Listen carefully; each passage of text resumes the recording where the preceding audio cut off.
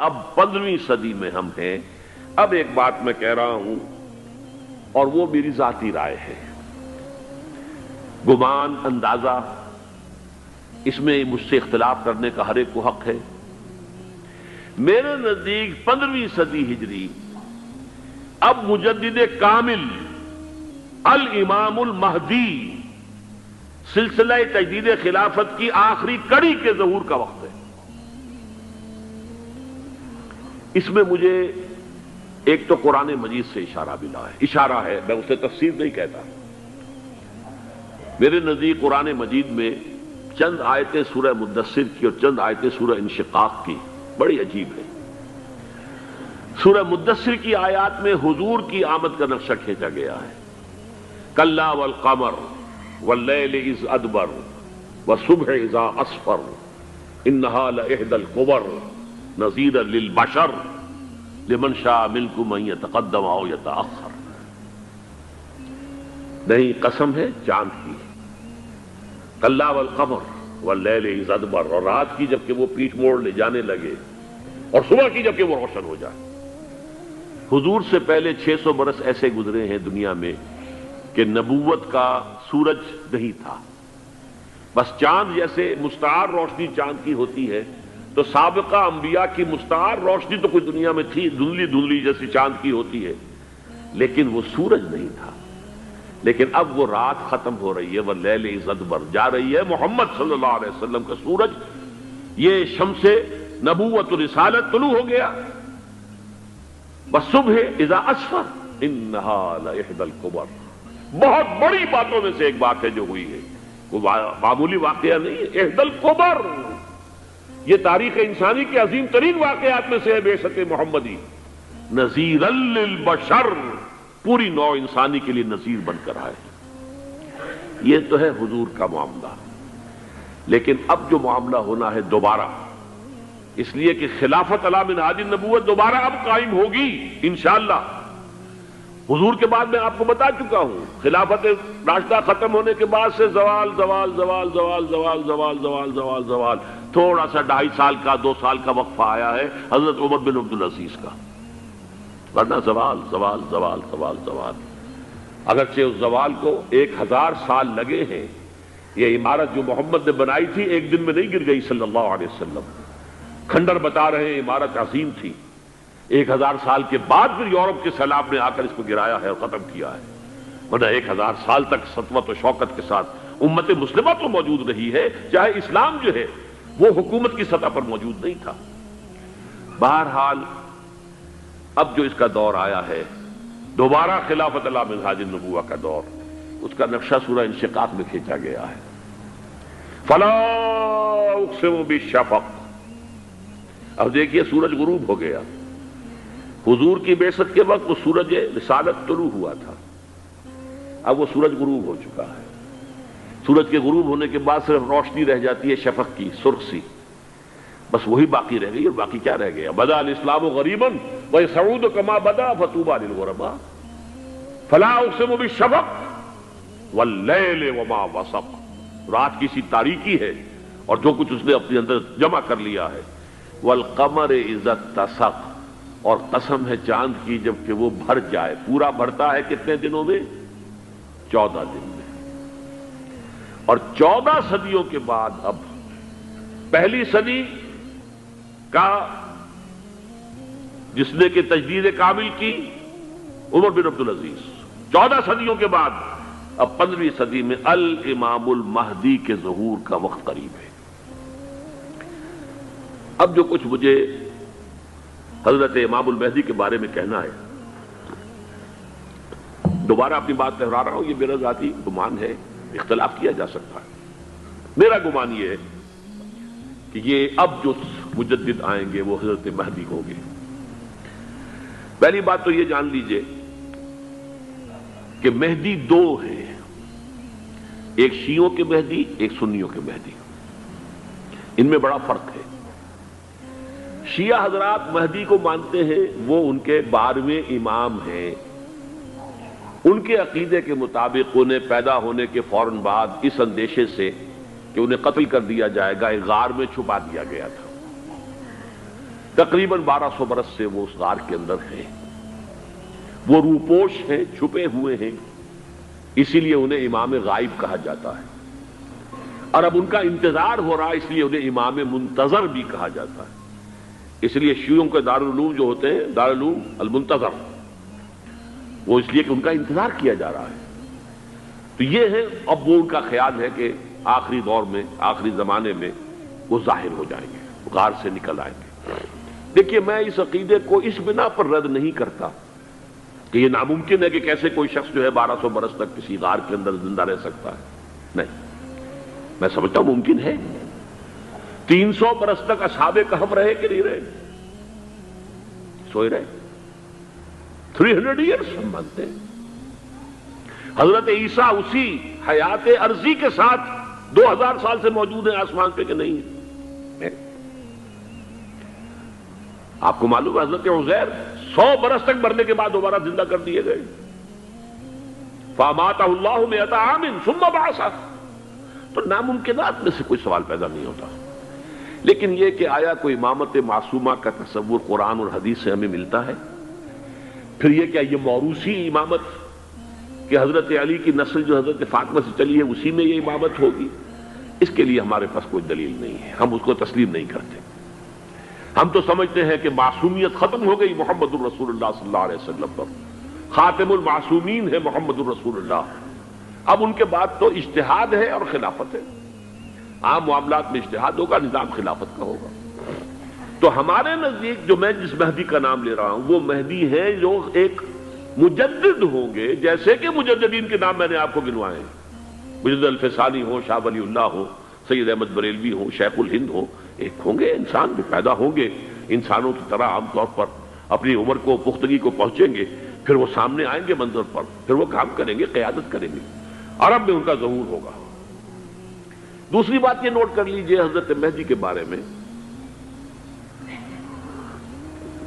ہمارے ہاں احادیث کے جو مجموعے ہیں ان میں جو ٹاپ کے 2 مجموعے ہیں ان میں کہیں حضرت مہدی کا ذکر نہیں ہے، نہ صحیح بخاری میں نہ صحیح مسلم میں، لیکن ہم اسے نظر انداز نہیں کر سکتے کہ صحائح ستہ کی بقیہ 4 کتابوں کے اندر موجود ہیں،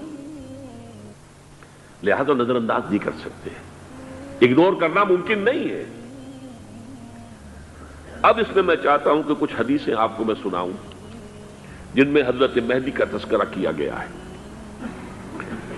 پہلی ہے وعن عبداللہ ابن مسعود قال قال رسول اللہ صلی اللہ علیہ وسلم، حضرت عبداللہ ابن مسعود سے روایت ہے، وہ فرماتے ہیں کہ حضور نے ارشاد فرمایا لا تذهب الدنيا حتى يملك العرب رجل من اہل بیتی، یہ دنیا ختم نہیں ہوگی جب تک کہ عرب پر میرے اہل بیت میں سے ایک شخص کی حکومت قائم نہ ہو۔ اور آپ کو معلوم ہے کہ آج تک عرب پر حضور کے اہل بیت کی کوئی حکومت قائم نہیں ہوئی،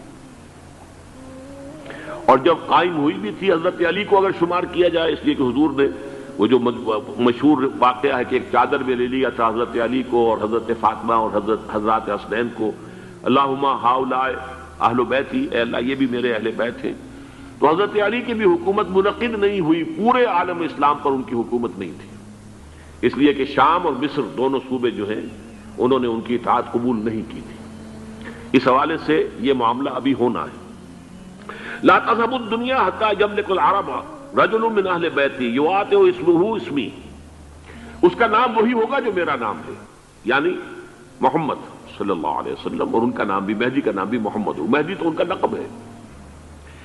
یہ ترمذی میں بھی ہے، ابو داؤد میں بھی ہے، سنن ابی داؤد، جامع ترمذی، بلکہ ابو داؤد میں ایک اور روایت ہے، قال، حضور نے فرمایا لو لم يبقى من الدنيا الا يوم، اگر دنیا کی زندگی میں سے کچھ بھی نہ بچے سوائے ایک دن کے، لطول اللہ تعالی ذلك اليوم، تو اللہ تعالیٰ اس دن کو لمبا کر دے گا، حتی یبعث فیہ رجلا منی، یہاں تک کہ میرے خاندان میں سے ایک شخص کو اٹھائے گا، من اہل بیتی، میرے اہل بیت میں سے، یواطئ اسمہ اسمی و اسم ابی ہے اسم ابی، جس کا نام میرے نام پر ہوگا، جس کے والد کا نام میرے والد کے نام پر ہوگا، محمد ابن عبداللہ ان کا نام ہوگا، اور وہ یملأ الارض قسطا وعدلا کما ملئت ظلما وجورا، وہ سرزمین عرب کو عدل اور انصاف سے اسی طرح بھر دیں گے جیسے کہ وہ ظلم اور زیادتی سے بھر چکی ہوگی۔ دوسری روایت ہے حضرت ابو سعید خدری رضی اللہ تعالی عنہ سے، حضور نے فرمایا المہدی منی اجل الجبہۃ اقن الانف یملأ الارض قسطا وعدلا کما ملئ ظلما وجورا یملک 7 سنین، رواہ داؤد، کہ مہدی مجھ میں سے ہوں گے بڑی روشن پیشانی والے اور بڑی کھڑی ناک والے، وہ زمین کو بھر دیں گے انصاف سے اور عدل سے، جیسے کہ وہ ظلم سے بھری ہوئی ہوگی، اور وہ 7 برس تک حکومت کریں گے۔ عرب میں خالص خلافت علی منہاج النبوہ کا نظام حضرت مہدی کے ہاتھوں قائم ہوگا اور 7 برس تک قائم رہے گا عرب کے اندر۔ اس کا اگلا مرحلہ میں بعد میں بیان کروں گا۔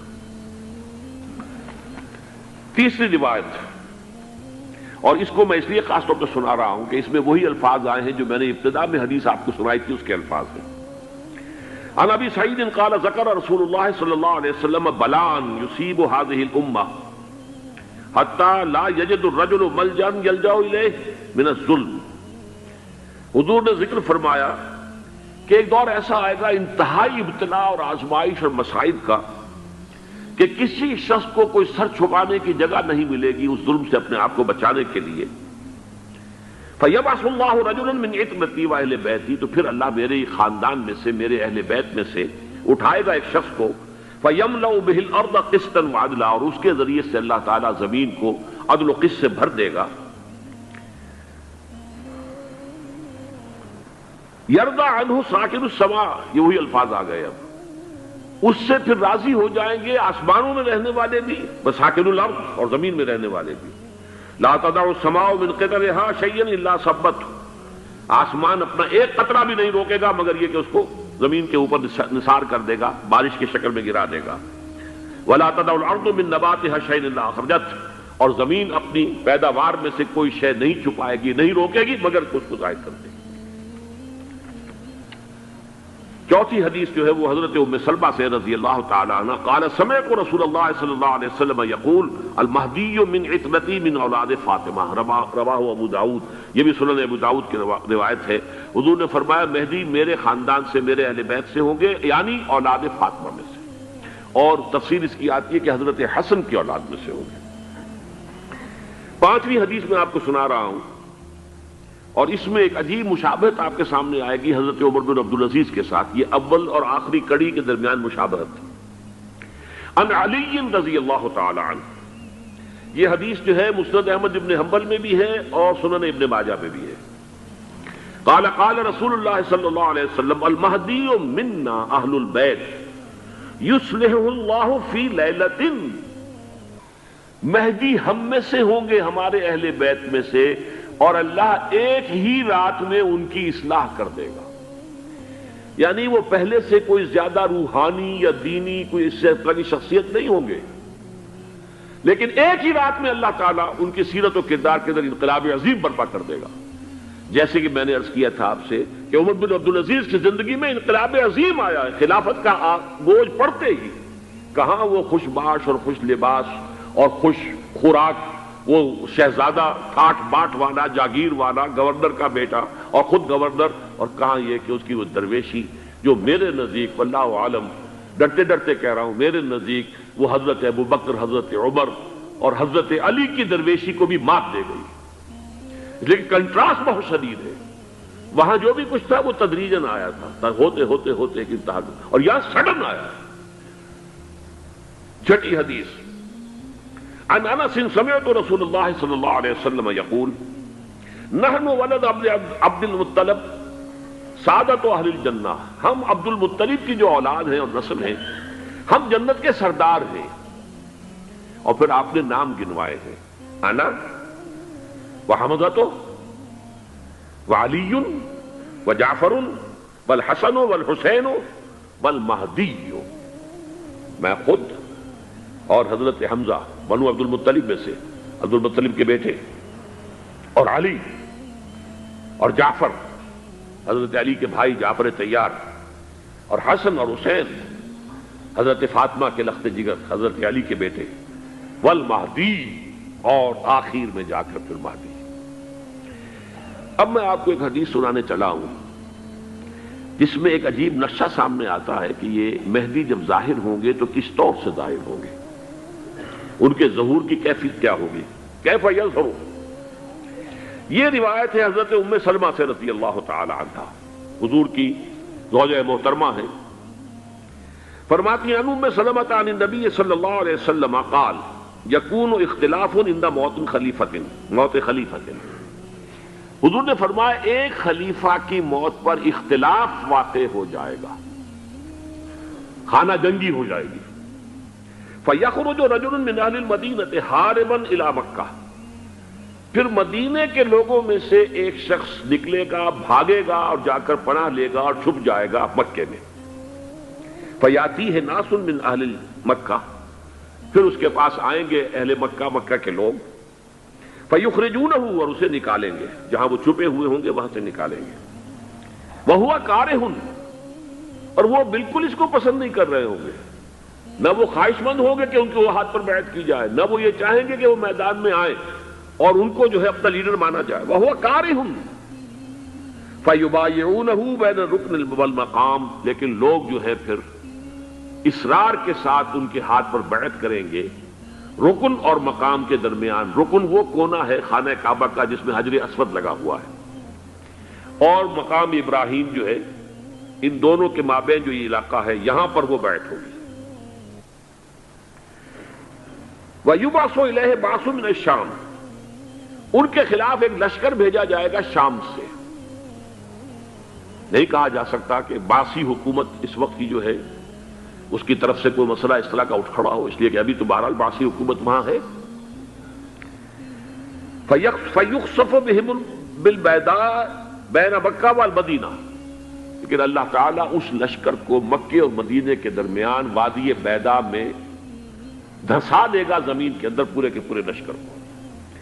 فَإِذَا رَأَى النَّاسُ ذَلِكَ، جب لوگ یہ دیکھیں گے اتنی بڑی نشانی ظاہر ہو گئی، أَتَاهُ أَبْدَالُ الشَّامِ وَعَصَائِبٌ من العراق فَيُبَايِعُونَهُ، اب شام سے سارے کے سارے جو اولیاء اللہ ہیں وہ بھی آئیں گے، اور عراق سے جوق در جوق لوگ آئیں گے اور ان سے بیعت کریں گے۔ وَيَعْمَلُ فِي النَّاسِ بِسُنَّةِ نَبِيِّهِمْ، پھر وہ عمل کریں گے لوگوں کے مابین، حکومت کریں گے اپنے نبی کی سنت کے مطابق۔ وَيُلْقِي الْإِسْلَامُ بِجَرَانِهِ، اور اسلام اپنی گردن زمین پر ٹکا دے گا۔ وَالْأَرْضَ فِي الْأَرْضِ، زمین میں۔ فَيَلْبَسُ 7 سنین، پھر وہ 70 برس تک حکمران رہیں گے، 7 برس تک حکمران رہیں گے۔ ثم یتوفا، پھر ان کا انتقال ہوگا۔ ویصلی علیہ المسلمون، اور مسلمان ان پر نماز پڑھیں گے۔ یہ جو میں نے آپ کے سامنے نقشہ کھینچا ہے، اس سے اب میں ایک نتیجہ نکالتا ہوں، اسے بھی میرا گمان کہیے، اختلاف بھی کر سکتے ہیں آپ، اگر اس کو وزنی سمجھے تو قبول بھی کر سکتے ہیں۔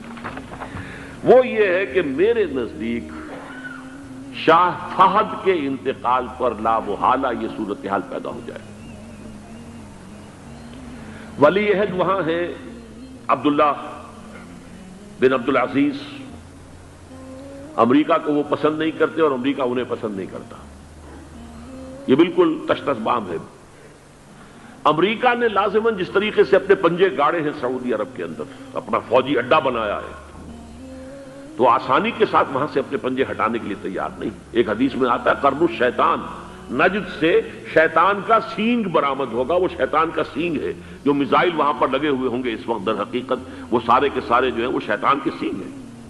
بہرحال کوشش وہ کرے گا کہ جیسے کہ اس نے جارڈن میں کیا، کتنے عرصے سے وہاں شاہ حسین کا چھوٹا بھائی حسن جو ہے وہ ولی عہد تھا، عین وقت کے اوپر آ کر، اور پتہ نہیں کیسی کیسی دوائیاں دے کر اسے لے کر آئے ہیں شاہ حسین کو، مرتے ہوئے کو تھوڑی دیر زندہ رکھنے کے لیے، اور وہ تبدیلی کروا کر جو ہے واپس لے گئے ہیں۔ تو یہ معاملہ ہوا ہے، تبدیلی کروا دی، وہاں تو ہو گئی آرام سے، کوئی بات نہیں۔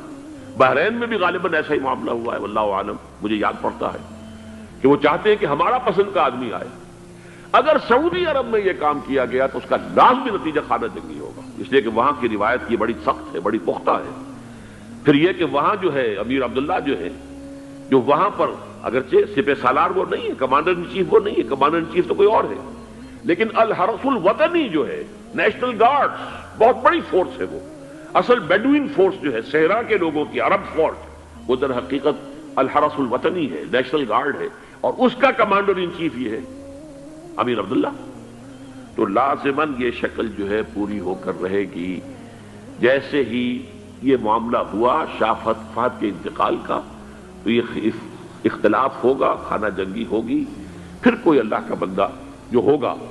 میرے نزدیک میں آج سے کوئی 6-7 سال پہلے سالانہ اجتماع تھا تنظیم اسلامی کا راولپنڈی میں، میں نے اس وقت وہاں کہا تھا، اس سے ذرا اخبارات میں بھی کچھ وہ کنٹروورسی آئی تھی کہ میرے نزدیک امام مہدی پیدا ہو چکے ہیں، ان کے ظہور کا وقت قریب ہے. اور اس کی تھوڑی سی بات میں مجھے معلوم ہوا کہ جین ڈکسن غالباً نام ہے امریکن اس کا، جس نے یہ پیشن کوئی خبر دی تھی کہ 1962 میں عالم عرب میں ایک بچہ پیدا ہوا ہے کہ جو وہاں کا نقشہ بدل کر رکھ دے گا. یہ جین ڈکسن کی غالباً پیشن گوئی ہے. بہرحال مجھے اس کی پیشن گوئی سے کوئی دلچسپی نہیں ہے. میں تو جو احوال دیکھ رہا ہوں، یعنی اسرائیل کا قائم ہو جانا اور اس کے بعد اب یروشلم کا مسلمانوں کے ہاتھوں سے نکل جانا، اور اب گویا کہ وہ الملحمۃ العظمیٰ جو ہے تلی کھڑی ہے، کسی بھی وقت جو ہے یہ جو ہے وہ لاوا پھٹ سکتا ہے، آتش فشاں پھٹ سکتا ہے. تو یہ تمام حالات ایسے ہیں کہ جن کی وجہ سے میں سمجھتا ہوں کہ ایک تو جو قرآن مجید کے اشارات میں نے آپ کو بتائے، 14 صدیاں 14 دن میں چاند کا پورا ہونا، والقمر اذا اتسق، 14 دن میں 14ویں کا چاند. اسی طرح اب یہ 14 صدیوں کے بعد یہ صدی جو 15ویں صدی ہے، یہ در حقیقت ظہور امام مہدی کی صدی ہے. لیکن یہ کہ امام مہدی کی حکومت قائم کرنے کے لیے کون لوگ آئیں گے؟ عرب جو ہیں وہ اندر سے کھوکھلے ہو چکے ہیں. عیاشی نے، دولت نے، پیسے نے، دولت، پیسہ، عیاشی، اس کی وجہ سے کھوکھلے ہو چکے. یہاں میں آپ کو 2 حدیثیں سنانا چاہتا ہوں.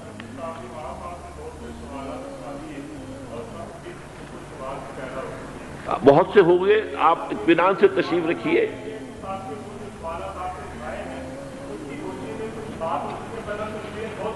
بہت ہوگی، بات ہوگی، آپ اس طرح صبر سے سن لیجئے. میں اب تقریباً اپنی گفتگو کے اختتام تک پہنچ رہا ہوں. سنن ابن ماجہ کی روایت ہے حضرت ابو ہریرہ سے رضی اللہ تعالی عنہ، قال قال رسول اللہ صلی اللہ علیہ وسلم اذا وقعت الملاحم بعث اللہ بعثا من الموالی هم اکرم العرب فرسا واجودہ سلاحا یوید اللہ بہم الدین. رواہ ابن ماجہ عن ابی ہریرہ رضی اللہ تعالی عنہ. جب ملاحم کا دور شروع ہوگا تو اللہ تعالیٰ اٹھائے گا ایک لشکر یا لشکروں پر لشکر موالی میں سے. موالی کون ہے؟ عربوں نے جب فتح کیا تھا اس پورے علاقے کو خلافت راشدہ کے دوران، اور پھر وہ لوگ جو ہے، ایک رائے تو یہ تھی کہ انہیں غلام بنایا جائے سارے آبادیوں کو، لیکن یہ کہ حضرت عمر کا اجتہاد تھا اس کے مطابق کہ ان کو غلام نہیں بنایا گیا، تو وہ موالی کی حیثیت رکھتے ہیں. عربوں میں دم نہیں ہے، موالی میں سے لشکر اٹھیں گے کہ جو در حقیقت حضرت مہدی کی حکومت کو قائم کریں گے. دوسری حدیث سنیے عن عبداللہ ابن الحارث رضی اللہ تعالی عنہ، اور یہ ابن ماجہ کی روایت ہے. قال قال رسول اللہ صلی اللہ علیہ وسلم یخرج ناس من المشرق فیوطئون للمہدی یعنی سلطانی. لشکر نکلیں گے، لوگ آئیں گے مشرق سے، اور وہ حضرت مہدی کی حکومت کو جمائیں گے اور قائم کریں گے. اب ذرا نوٹ کیجئے کہ جزیرہ نماء عرب کے مشرق میں کون سے ملک ہیں؟ 3: ایران، افغانستان، پاکستان. یہ 3 سالڈ مسلم ممالک، مسلم آبادی اکثریت. ویسے تو یہ کہ آگے ہندوستان میں 20 کروڑ مسلمان ہیں، لیکن وہ 20 کروڑ جو ہے وہ تو 80 کروڑ کے اندر تحلیل ہو جاتے ہیں غیر مسلموں میں. لیکن یہاں جو معاملہ ہے یہ خالص اکثریت کے. ان میں سے ایران کا معاملہ جہاں تک ہے، نمبر 1 یہ کہ وہ شیعہ عقائد کے حصار میں بند ہے، اس سے ادھر ادھر ہونا اس کے لیے ممکن نہیں. حدیث میں یہ بھی آتا کہ اصفہان سے 70,000 یہودی دجال کا ساتھ دیں گے.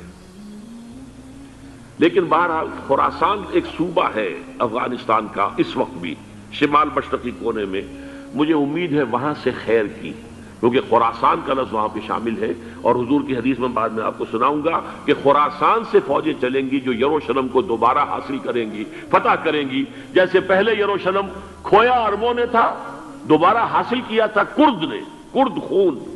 صلاح الدین ایوبی رحمت اللہ علیہ. ایسے اب پھر عربوں نے کھویا ہے، لیکن لینے والے خراسان سے لشکر آئیں گے. یخرج من خراسان رایات سود لا یردھا شیء حتی تنصب بإیلیا. خراسان کے علاقے سے کالے علم لے کر لشکر چلیں گے جن کے رخ کو کوئی موڑ نہیں سکے گا جب تک کہ وہ جا کر یروشلم میں نصب نہ ہو جائے. اس کے بعد نام آتا ہے پاکستان کا. یہ ہے میری اور آپ کی داستان، اور یہ ہے سبب جس کی وجہ سے کہ میں آپ سے یہ گفتگو کر رہا ہوں. اصل میں تو کس لیے؟ محض ایک علمی استفادہ، محض اپنی بعض آراء کو ظاہر کرنے کا شوق نہیں، بلکہ یہ کہ اپنی ذمہ داری ہم پہچانے کہ ہم کس مقام پر کھڑے ہیں. دیکھیے، اس پاکستان کے بارے میں یا ہندوستان کے بارے میں علامہ اقبال نے کہا تھا اپنے ترانہ ملی میں، میرے عرب کو آئی ٹھنڈی ہوا جہاں سے، میرا وطن وہی ہے، میرا وطن وہی ہے.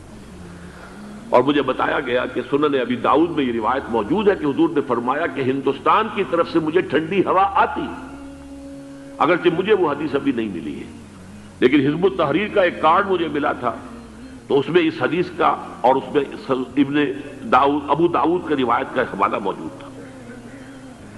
لیکن میں جو چیز آپ کو بتا چکا ہوں وہ یہ کہ الف ثانی کا پورا تجدیدی کارنامہ اس ہندوستان کی سرزمین میں ہوا. مجدد الف ثانی شیخ احمد سرندی، شاہ ولی اللہ دہلوی، سید احمد بریلوی، وہ تو ہمارے پاکستان میں آ کر جو ہے ان کا خون جذب ہوا ارض پاکستان میں. پھر شیخ الہند مولانا محمود حسن. تحریک خلافت چلی تو صرف ہندوستان میں چلی اور کہیں نہیں چلی. آزادی کی تحریک چلی پوری دنیا میں، وہ نیشنلزم کی بنیاد پر چلی، ملے نیشنلزم، عرب نیشنلزم، ترک نیشنلزم. ہمارے ہاں چلی تو اسلام کے نام پر پاکستان کا مطلب کیا؟ لا الہ الا اللہ. پھر پاکستان قائم ہوا معجزے کے طور پر، بلکہ نازل ہوا ہے لیلۃ القدر میں. انا انزلناہ فی لیلۃ القدر، جیسے قرآن نازل ہوا لیلۃ القدر میں، یہ پاکستان بھی نازل ہوا لیلۃ القدر میں. اس کا برقرار رہنا ابھی تک معجزہ ہے. ہندو یہ سمجھتا تھا، کانگریس سمجھتی تھی کہ جھٹپٹ ختم ہو جائے گا. پھر یہ کہ اس کا قرارداد مقاصد کا پاس ہو جانا، مزید بھی اور اضافی دفعات دستور میں آ جانا، اب کمرشل انٹرسٹ کو ربا قرار دے کر حرام قرار دینا، یہ سارے لینڈ مارکس ہیں کہ جو اشارہ کر رہے ہیں کسی چیز کی طرف، معاملہ کدھر جا رہا ہے. پھر یہ کہ یہ جو 14ویں صدی کے مجدد تھے شیخ الہند، اس کے بعد سے کچھ ایسی شخصیتیں عظیم پیدا ہوئی ہیں ہند میں جن کو میں سمجھتا ہوں کہ 14ویں صدی کے مجدد اور 15ویں صدی کے مجدد کے درمیان، یہ 15ویں صدی کے مجدد کی راہ کو سیدھا کرنے والے، جیسے کہ حضرت یحییٰ نے کہا تھا میں تو آنے والے کا راستہ سیدھا کر رہا ہوں حضرت عیسیٰ کے لیے، ایسے ہی 15ویں صدی کے لیے امام مہدی کے لیے راستہ صاف کرنے والے سب سے پہلے علامہ اقبال، جنہوں نے اسلام کا تصور دین کی حیثیت سے دوبارہ زندہ کیا ہے، ورنہ اسلام ایک مذہب کی شکل اختیار کر چکا تھا. پھر مولانا مودودی، مولانا ابوالکلام آزاد حکومت الہیہ کے نعرے کے ساتھ میدان میں آئے. یہ اقبال نے جو تصور پیش کیا تھا اس پر عملی جد و جہد کے لیے حزب اللہ قائم ہوئی. نوٹ کر لیجئے 11 برس کا فرق ہے عمر کا علامہ اقبال کے اور ابوالکلام کے. اور 1913 میں جب حزب اللہ قائم کی ہے اس وقت علامہ اقبال کی ملی شاعری اپنے عروج کو پہنچ چکی تھی. پھر یہ کہ علامہ اقبال کے بعد تعمیل جو ہے اس کام کی وہ ابوالکلام نے کی، لیکن روایتی علماء کی شدید مخالفت کی وجہ سے وہ بددل ہو کر چھوڑ گئے، کانگریس میں شامل ہو گئے، بساط جو ہے حزب اللہ کی انہوں نے لپیٹ دی. پھر مولانا مودودی آئے، انہوں نے وہ ڈور جو ہے اس کا سرا تھاما، جماعت اسلامی قائم کی حکومت الہیہ ہی کے قیام کے لیے. اگرچہ میرے نزدیک یہ کہ وہ انتخابی اور ایک قومی سیاست کی ایک جماعت بن کر پاکستان میں جو ہے دلدل میں پھنس گئی ہے، اب ہم اس کی کوشش کر رہے ہیں تنظیم اسلامی اور یہ تحریک خلافت جس کے تحت یہ جلسہ ہو رہا ہے.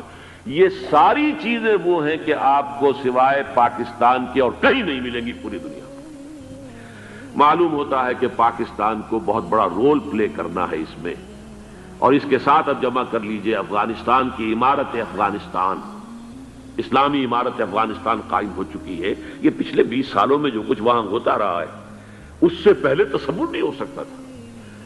کابل جو ہے وہ تو جیسے پیرس کا تمدن تھا ویسے کابل کا تھا، وہی لباس، وہی سکرٹس. یہاں جب آئے تھے شاہ ظاہر شاہ سرکاری دورے پر تو ان کی جو ملکہ صاحبہ تھی ان کے ساتھ وہ سکرٹ میں ملبوس تھی. کابل جو ہے وہ بالکل ایک پیرس کی طرح کا شہر تھا. آج کابل جو ہے جا کر دیکھیے، علامہ اقبال کے فرزند بھی دیکھ کر آئے ہیں، تو اگرچہ وہ خود میں سمجھتا ہوں کہ خاصے انہیں آپ لبرل کہیں، آزاد خیال کہیں، لیکن اس درجے متاثر ہو کر آئے تھے کہ انہوں نے یہ کہا افغانستان میں جو میں نے حالات دیکھے ہیں کہ اگر 2-4 اور مسلمان ملکوں کے اندر یہ نظام قائم ہو جائے تو پوری دنیا مسلمان ہو جائے گی۔ یہ سب کچھ کیسے ہو رہا ہے؟ یہ آنے والے دور کی جھلکیاں ہیں۔ Coming events are casting their shadows before. یہ سب بتا رہے ہیں کہ پاکستان افغانستان کو مل کر اس میں کوئی عظیم رول پلے کرنا ہے۔ اور اس کے ضمن میں اب میں علامہ اقبال کے بارے میں آخری بات کہہ رہا ہوں۔ علامہ اقبال کے بارے میں عام یہ خیال ہے، انہوں نے اپنے خطبات میں مہدی کا اور نزول مسیح کا، حالانکہ میں کل پڑھ رہا تھا مولانا سید احمد اکبر آبادی رحمۃ اللہ علیہ کا ایک مقالہ ان کا کہ علامہ اقبال نے ابن خلدون کے بارے میں یہ کہا ہے کہ مہدی کا اور نزول عیسیٰ کا دونوں کا انہوں نے انکار کیا ہے، حالانکہ ابن خلدون نے نزول عیسیٰ کا انکار نہیں کیا، صرف مہدی کا انکار کیا ہے۔ بہرحال علامہ اقبال نے خطبات میں انکار کیا ہے، لیکن یہ کہ اپنی شاعری کے اندر میں چیلنج کرتا ہوں کسی بڑے سے بڑے اقبال شناس کو، ان کا یہ شعر ذرا سنیے: خضر وقت از خلوت دشت حجاز آید بروں، کارواں زی وادی دور و دراز آید بروں۔ خضر وقت، امام وقت، رہنمائے وقت، قائد وقت، خلوت دشت حجاز، حجاز کی صحرا کی کسی خلوت گزینی سے نکل کر باہر آئیں گے۔ میں حیران ہوتا ہوں علامہ کے اس فکر پر اور اس مصرے پر۔ یہاں انہوں نے شیعہ اور سنی دونوں کے کانسیپٹ جمع کر دیے۔ شیعہ کا کانسیپٹ یہ چھپے ہوئے کسی غار میں وہاں سے برآمد ہوں گے، اور ہمارا کانسیپٹ میں ام سلمہ رضی اللہ تعالیٰ عنہ کی حدیث سنا چکا، چھپے ہوئے ہوں گے وہ وہاں پر، مدینے سے نکل کر آ کر مکے میں چھپ جائیں گے۔ اس خانہ جنگی کی حالت میں لوگ ان کی طرف دیکھ رہے ہوں گے، سوچتے ہوں گے انہیں میدان میں آنا چاہیے، کوئی پارٹ پلے کرنا چاہیے، امت کی رہنمائی کرنی چاہیے، لیکن وہ چھپیں گے، وہ کارے ہوں گے، وہ اس ذمہ داری کو قبول نہیں کرنا چاہیں گے، جا کے چھپ جائیں گے مکے میں، وہاں سے مکے والے انہیں نکالیں گے، اور وہ کارے ہوں گے، انہیں بالکل یہ پسند نہیں ہوگا کہ یہ ذمہ داری اٹھائیں۔ تو خضر وقت از خلوت دشت حجاز آید بروں، کارواں زی وادی دور و دراز آید بروں۔ کارواں جو چلے گا ان کی مدد کے لیے اس وادی دور و دراز، اس عظیم وادی دور و دراز، یہ وادی سندھ ہے۔ وادی سندھ جو ہے ہم سمجھتے ہیں کہ صرف یہ پاکستان اور پنجاب جو ہے یہ اس میں شامل ہے، سندھ اور پنجاب نہیں، افغانستان کا پورا مشرقی علاقہ اس میں شامل ہے۔ جیسے دریائے جیلم سندھ میں جا رہا ہے، جیسے دریائے گلگت سندھ میں آ کر ملتا ہے، جیسے دریائے چناب اور راوی اور جیلم اور یہ سب جا رہے ہیں اور آ رہے ہیں، اسی طرح دریائے کابل کہاں سے آ رہا ہے، دریائے گومل کہاں سے آ رہا ہے، ٹوچی کہاں سے آ رہا ہے، یہ سارا جو ہے ڈرین جو ہو رہا ہے، ایسٹرن جو ہے پارٹ آف افغانستان، یہ سب وادی ہے۔ اس وادی کے یہ دو حصے ہیں، ایک حصہ جو ہے یہ ادھر پاکستان میں ہے، اور اسی وادی کا دوسرا حصہ جو ہے وہ افغانستان میں ہے۔ کارواں زی وادی دور و دراز آیت بروں، کارواں چلے گا یہاں سے، یخرج ناس من المشرق یؤتون للمہدی، یعنی سلطان ہی مشرق سے فوجیں چلیں گی کہ جو مہدی کی حکومت قائم کریں گی، اور یخرج من خراسان رایات و سود، اور خراسان سے سیاہ پرچم چلیں گے کہ جن کا رخ کوئی موڑ نہیں سکے گا، حتیٰ تنصب بیلیا، یہاں تک کہ وہ جا کر یروشلم کے اندر نصب ہو جائیں گے۔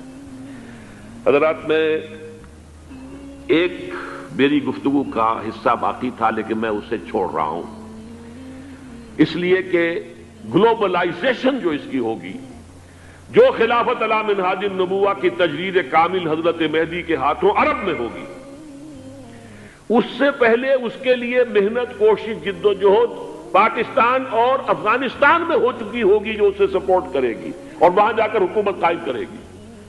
اس کے بعد گلوبلائزیشن کا جو مرحلہ اس کا ہے وہ حضرت مہدی کے ہاتھوں نہیں ہے، وہ حضرت عیسیٰ ابن مریم ان کے نزول کے بعد ہے، جن کے نزول کے بعد دجال کا خاتمہ ہوگا اور یہودیوں کا استحصال ہوگا، مسلمانوں پر بھی بڑی تکالیف عربوں پر آئیں گی، شدائد آئیں گے، لیکن یہ وہ میں حصہ جو اپنی گفتگو کا آج چھوڑ رہا ہوں اس لیے کہ میں دیکھ رہا ہوں کہ بعض حضرات کا صبر کا پیمانہ اب لبریز ہو رہا ہے، تو میں اس حصے کو پھر ملتوی رکھتا ہوں کسی دوسری محفل اور کسی دوسری مجلس اور نشست پر۔